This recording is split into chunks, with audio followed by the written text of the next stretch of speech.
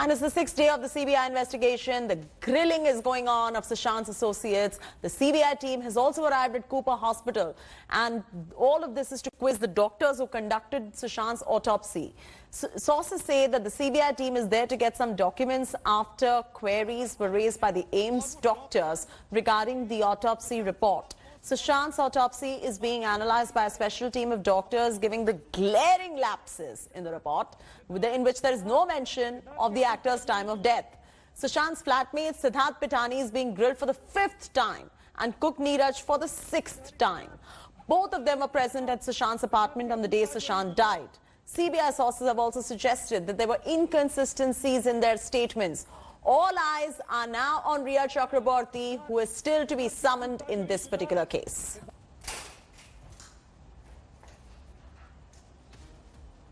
Pankaj Upadhyay is joining us live from Cooper Hospital in Mumbai. Pankaj, the autopsy report has glaring inconsistencies as well, leave alone the fact that there are inconsistencies coming in the statements of the associates of Sushant Singh Rajput, the ones who were present in that house as well.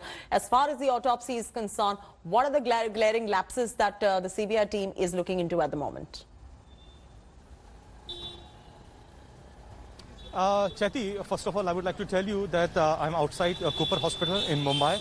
5 officials of the CBI went inside some 20 minutes back.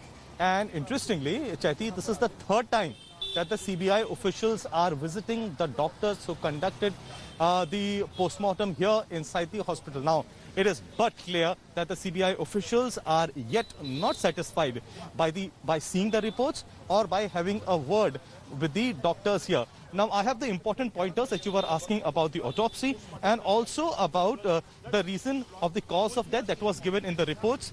And all these reports and the Kalina FSL report, which the Mumbai police has also submitted to the CBI. Now, first of all, when you are coming to the autopsy report, it said that there were no marks on his body, no physical marks of struggle of any kind at the scene.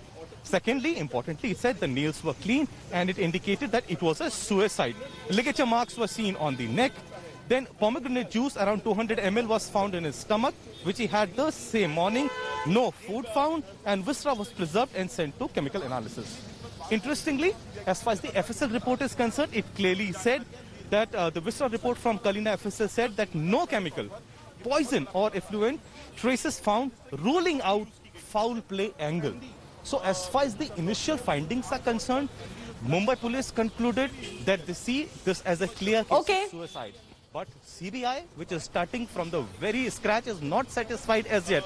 They are seeing various discrepancies in the report as well. So why are these doctors here being grilled again? The videography that has been taken, that is being seen again. Doctors are being grilled again. If there are any inconsistencies, they might be called yet again. And the forensic team from the All India... Hello everyone, this is Rahul Kamal here. Hope you enjoyed this video. For the latest news and analysis, like and subscribe the India Today YouTube channel and don't forget to press the bell icon to stay updated.